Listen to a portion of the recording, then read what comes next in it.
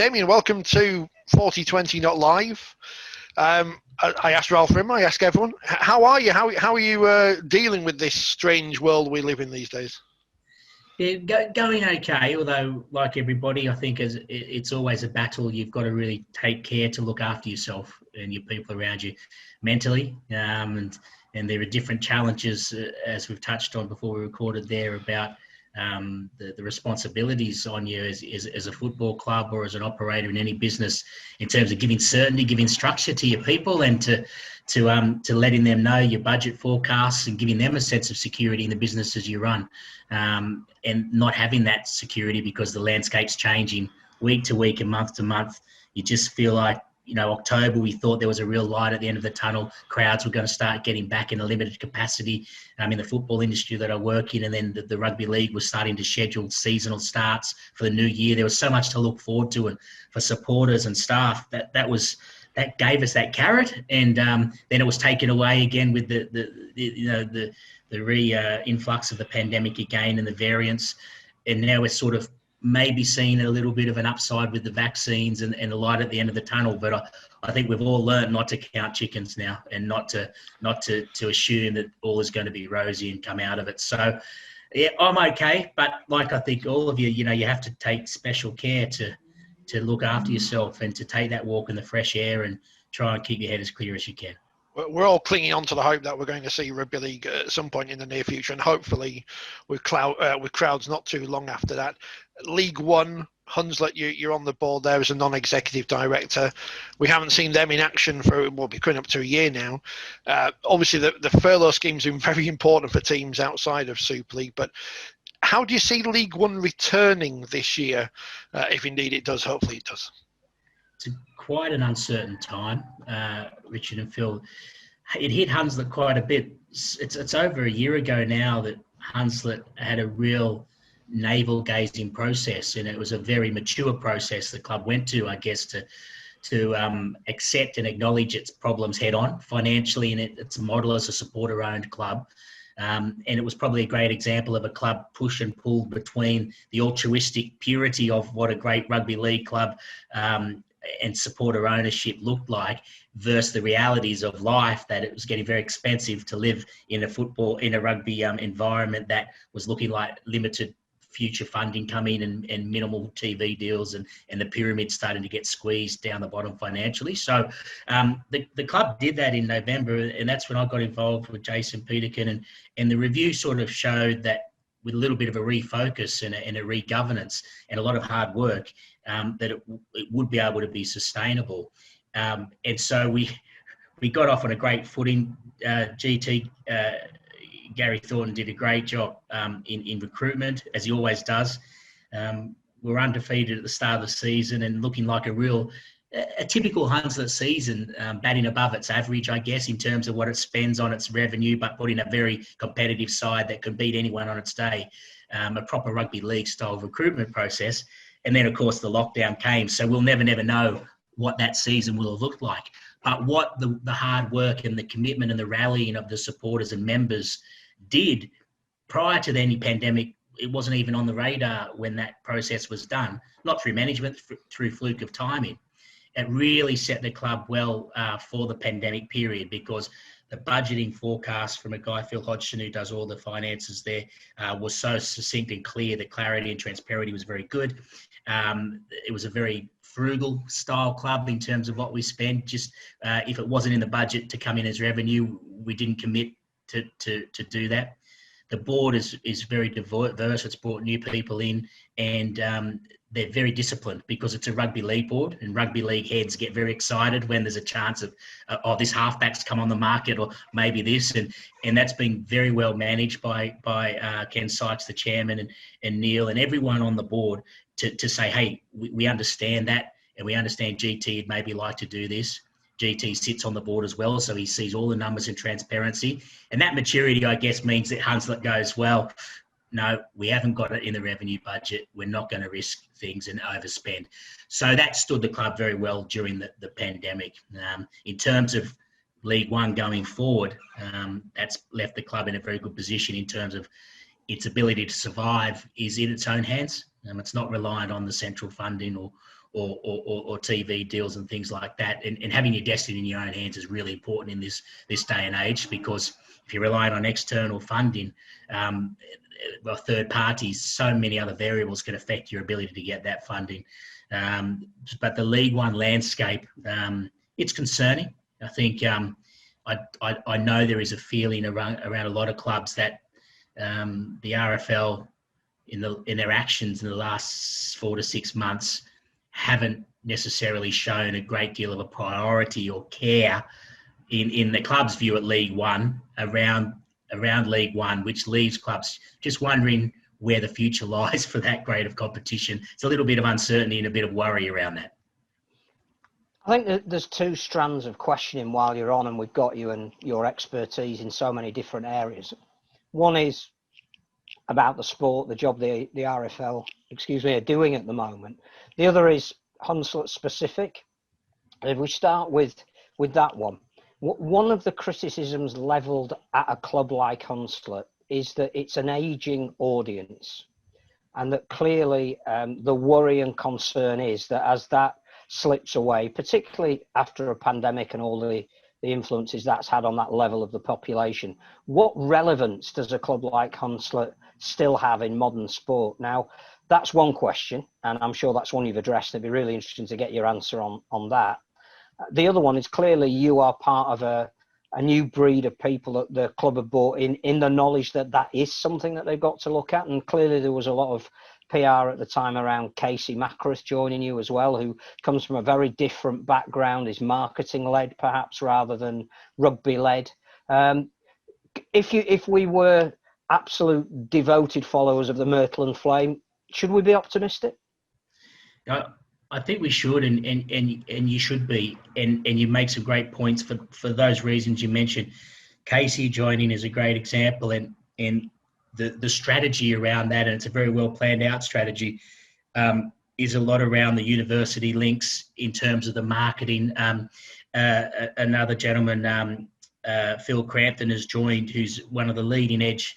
He's working with Gareth, who's a great volunteer in the digital space, digital marketing space, to really be innovative. And I think it's fair to say, and they wouldn't mind me saying, a lot of the board members that are that traditional, Flame and Myrtle, born and bred Hunslet people, sit in meetings and learn all the time. And we all do, and we open our eyes and think, I don't really understand where this is going. But the openness and willingness to change and the lack of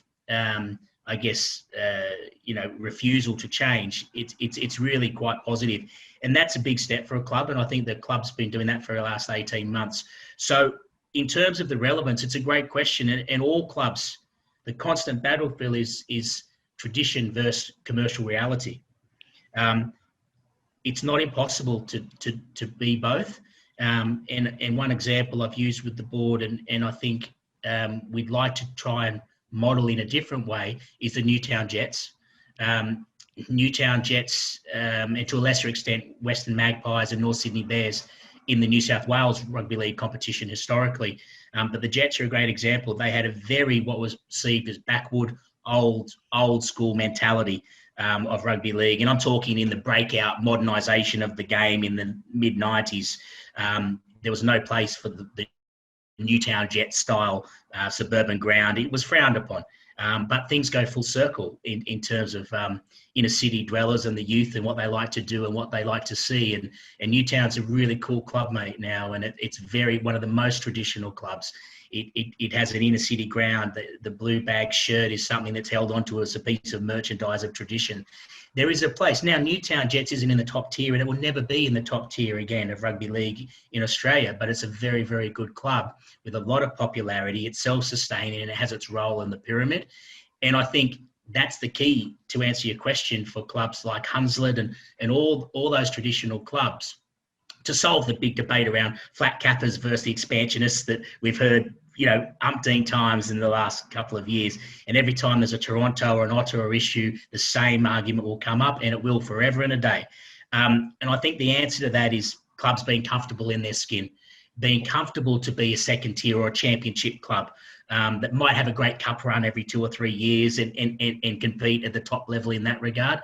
And I think that Newtown example is one I looked at. I think an exciting future, whether it be through students and a differing leads, maybe a more traditional, craft beer drinking rugby league fan as opposed to the lager and cider drinking Rhinos fans. For an example, in a city like Leeds, there is also always there are differences you're able to have. So that'd probably be my answer to that, Phil. Yeah. I think the other thing, looking at Newtown as an example, and you're not capping ambition by saying you want to be the best you can be, but acknowledging clearly that maybe Super League is something that isn't attainable at the moment, is that Newtown has a very strong link with NRL clubs. It produces talent for those clubs. It takes on players that are on their roster that can't get a game every week, and actually it's quite a symbiotic relationship. And if you were to go down that route, could you convince some of the people of Hunslet that just because Super League isn't attainable doesn't mean that you're not ambitious? Definitely. I think being comfortable in your own skin and being the best at what you can at the level you're at or the competition you're in. And some clubs in the game at the moment, that might be back to a semi-pro level financially. It might not necessarily be in a pro level. But being the best you can doesn't mean that if you exceed those expectations, you can't keep climbing the ladder. It's not a one or the other. You don't have to cap things. Be comfortable where you're at. And then who knows, if you build over time, and you might get a very particularly special recruitment year, a lot of juniors coming through. The other side you mentioned there, though, mate, is we don't in the English system at the moment have an adequate second-tier system at the Super League level. We don't have an adequate feeder reserve basis. The NRL really didn't solve that problem for a long time itself. It got rid of reserve grade. It went with an under-23s NYC competition, National Youth competition. That proved to have players a little bit underdone in men's rugby league to be stepping straight back up. So what has come about, and you touched on it there, is clubs like Newtown, Wentworthville, in Queensland, the Burleigh Bears, East Brisbane, having close links with whether East Brisbane are, they're a 2-hour flight away, but they're very linked with Melbourne Storm as a developing feeder club. East Brisbane don't feel they're a feeder club or little brother at all. They fight for that Queensland-Brisbane competition like you wouldn't believe, in front of thousands of people when push comes to shove, as do Wentworthville Magpies, as do all of the Cabramatta and Newtown fight for their own premierships, absolutely. But Newtown might have a relationship with the Sharks as they have over the years, or with the Roosters as a dual registration style thing. I certainly think there's a strong scope for that in the English system. In fact, I think it's probably the answer going forward to some degree. It doesn't mean you lose identity at all. And there's a living, breathing example of that down in Sydney and Brisbane that works very comfortably with the NRL side relationship. Is that then the biggest test we've got outside of Super League then, Damian, that we have to sell the idea that you can have an identity, you can still be your club from your community that you've always followed, but you might not necessarily ever be a Super League club. Not that you can't aspire one day, if all the chips fall in the right place, but you have a place in the sport, and it's an important place in the sport, and that's what you should be aiming to be and to celebrate. Yeah, exactly right, Rich. Reality is reality, and it's a commercial reality, and it is not a realistic ambition in 5 years' time. I think the game is crying out saying it, and the hints from the RFL have been it for a couple of years now.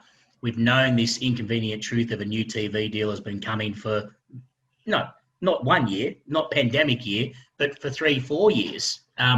And everyone's known the last one was probably the largest deal, because TV deals have gone over the curve now and will always drop down. We've known that. So it's been coming. And the reality is that if we think every club can afford to be paying players even part-time in a professional league, we're not being realistic. And the option is, and the option in Australia certainly was for some clubs, to decide to be part of something as a half or not there at all. And that was forced from the game in the NRL in 1999 through their criteria. And they came to clubs and said, we're going to list you all based on these ROIs and these criterion. And if you're in the bottom couple, you're going to be outed. You're gone. South Sydney, the best example of what happened there. All they said, all your option is find yourself a marriage, and you're guaranteed to be a half of something. And obviously the Tigers and the Magpies did that with West Tigers. Northern Bears and Manly tried it. They failed, but St George Illawarra certainly worked. If you're a St George person, I don't know if it did so much for Illawarra, but that was their choice. They were saying you can be part of it or maybe you won't be. I don't think it's that extreme over here, but I think clubs have to, because for one, I don't think the merger culture really is a bridge too far, I believe, for clubs over here. The beauty of the English system, the passionate tribalism of villages and towns is such that I don't see it working. It was quite okay for a North Sydney Bear guy who goes to the beach every week in Manly to sort of merge up there. They'd say they hate them, but really it was fine. I think that's quite a different version if you're talking someone from Featherstone going into Wakefield or vice versa. So I don't think the merging is an option, but being comfortable with where you're at in your skin and saying, look, maybe we're going to be, maybe we need to look at this as being our level. That's certainly going to be real in the future. You mentioned clearly that obviously finance is a major issue. In the short term, how important is it for a club like Hunslet to try and get out of League One?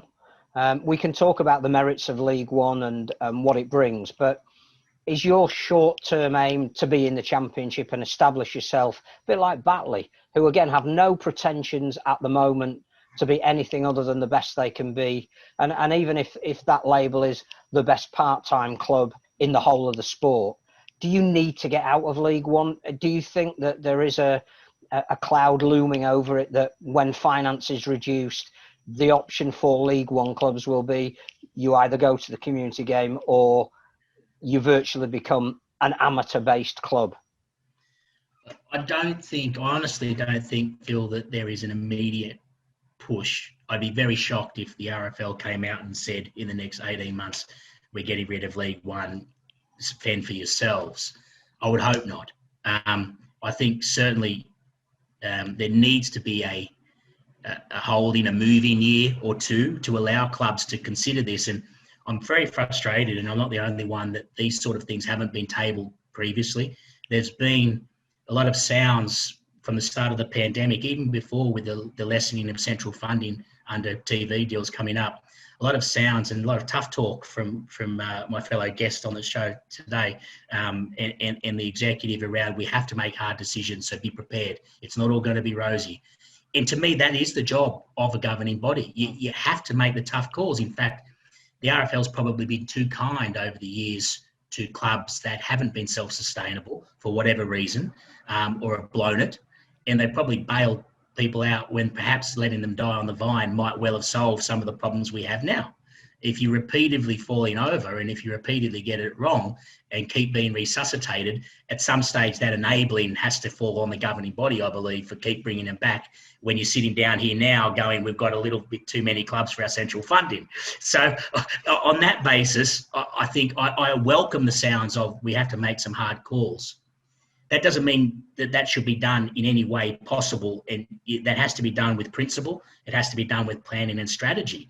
So we've had 12 months now of sitting on our hands, really, of saying we're going to make tough calls. But there's been no forecasting of that. There's been no projection, working parties saying we're coming up with 3 options here of what the game will look like in 2022.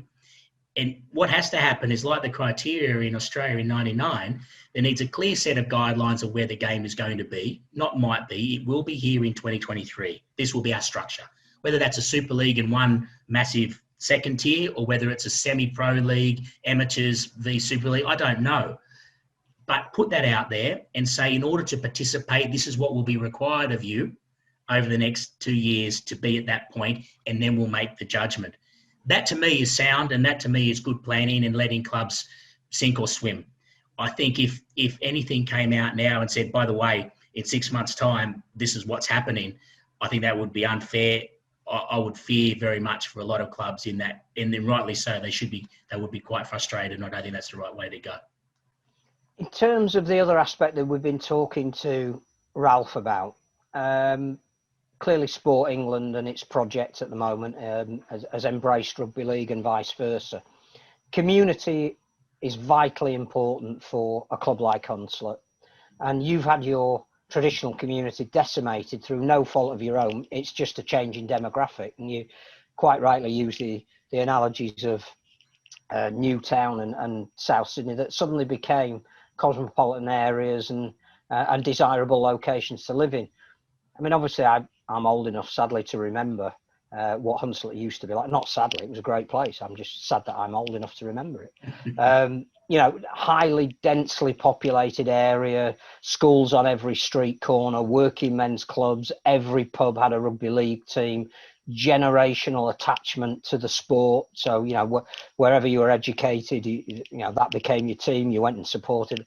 All of that's gone through no fault of your own. You know, Hunslet is a junction on the M1 at the moment, and some light industrial units, and a very changed population that lives within it that isn't a natural bedfellow with the sport.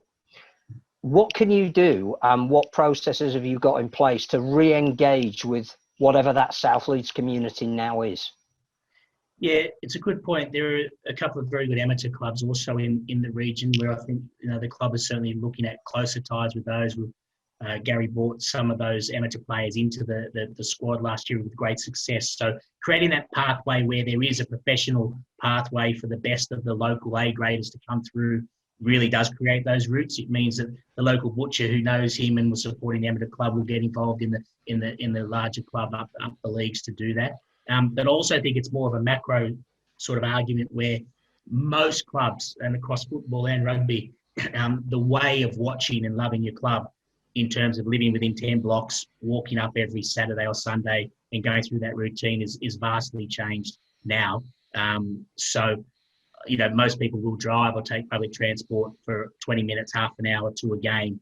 So I guess that brings the pool out a little wider, Phil, to what the club can attract. And certainly with Casey Salt, with the student population, and as an alternative, and we must start to look at creating an alternative matchday experience to Henley, which is magnificent, but we're different, and for a lot of other reasons. I think if you take a wiggly 6-year-old, 9-year-old kid, you know, who might not be able to sit down for the full 80 minutes in a stadium situation, but you have a stadium which may be a little bit more free of movement, a little bit like what a non-league football club offers as opposed to an Emirates seeding situation, then that's an alternative. And I think that's where the club is looking to do. And there's a lot of hard work to be done. It won't happen. It doesn't just happen. It has to have a lot of work done. And one thing Hunslet does have is membership who own the club, and they're very passionate about it. So you always get more. They always get time. They're very generous. They put breakfasts on for the elderly supporters who might need that week to week. Those are the things we're missing now in lockdown, hugely. The community is missing the club from that point of view. But with everyone pitching in, we're quite lucky with that, because I think people want to engage more with a club that has that kind of engagement and people real ownership. There's always a perception as a private owner that if the club's in a little bit of trouble, that owner's got deep pockets, he might chip in. Whereas with Hunslet, you know, back at the start of the last time we played rugby league, there was a pouring down thunderstorm rain. Every other club and ground in the whole region was off. We got a game on because people were there in their wellies, forking the pitch and getting it on. And that's the beauty of Hunslet, and I think that's its biggest selling point. We've seen over the last 12 months, whether it's football or rugby or even something as different as darts or snooker, fans make an atmosphere, fans make the sport. How long can League One go without supporters in the ground? We obviously heard about there's going to be games being streamed, but obviously that's not the same kind of income you're going to get from a week-by-week full crowd full of supporters drinking beer and eating burgers. The catalyst for that financial crisis for clubs and a club like Hunslet comes when the game starts being played, because that triggers wage payments for your largest outgoing in any club is your wage payments. The game has been lucky in timing, in that the first season was cancelled last year in the pandemic when everyone else was cancelling everything, and we got through that. Then we looked to start, but then didn't. That saved for a lot of clubs. The fact that we are still mothballed to an extent. That's starting to change now as clubs are looking to get back to training and starting to look to now bring on liabilities again in contracts. Now, Hunslet mitigates it very, very well by not having a huge... There are other clubs in League One who have 52-year contracts, 52-week contracts, which is tough. So whilst the competition hasn't started, Hunslet is okay. When it comes to the point of starting without crowds, it will be tight, but we've budgeted for that and are looking for that, and we'll be okay. The biggest fallacy at the moment, which a lot of clubs, and I think the RFL, I think they're aware, but I found it certainly in football at a similar level, comparative level to a lot of Championship and League One clubs. Crowds ranging from 400 to 1,500 to 2,000, give or take, whatever the clubs are. Streaming is by no means the be-all and end-all from revenue. It brings a little bit in, a little bit. I mean, most clubs in Championship League One would profit more from their coffee tea bar in a game than they will be from streaming. And that might sound doom and gloom, but I think we've got to be prepared. You can't be fantastical about it and say, well, we're going to get 1,500 streamers. You guys are in the broadcast and journalist industry. If it was that easy to just get 800 paid subscribers on a stream, we'd all be doing it. We do it for everything. The fact is, we've got a proven test data case from a number of football clubs over the last 8 months in real time, with real money being passed over from people logging in and paying through the commerce platforms on streaming. We know the numbers. And I can tell you, it is below 30% of your average gate maximum that people will, it will. I don't care what anyone says. They can say, well, no, but we're different. We haven't played for 12 months and all that. That's all true. And you might get a good game here and there, but streaming is by no means the answer. And if you're a club budgeting any sort of streaming in your modelling, saying we'll be okay because that'll come in, I'd question that, and I'd say do your numbers again and take out the streaming, because anything streaming is a pure bonus. That's all.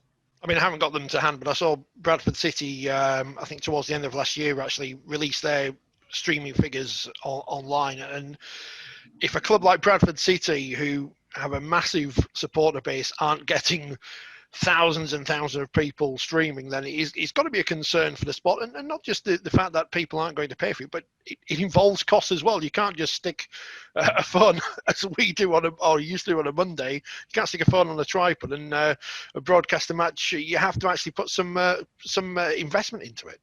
It's the main facts. People forget the facts and look at it, Richard. If a League Two club had 1,500 season ticket holders, for example, a championship club, 1,500 season ticket holders, all of them have to get a free access to the stream anyway. So if you're a League One club and you've got 200 season ticket holders or 500, straight away, they're not counted in the paid streaming revenue because they're giving them free.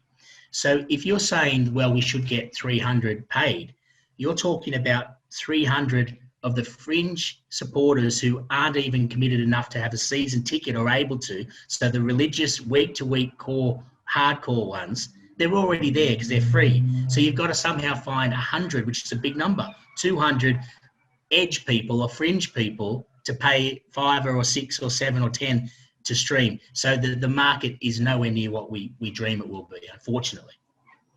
You mentioned earlier clearly that tough decisions need making at the moment, and that there needs to be a leadership within the sport that is prepared, if necessary, to cut unpopularity.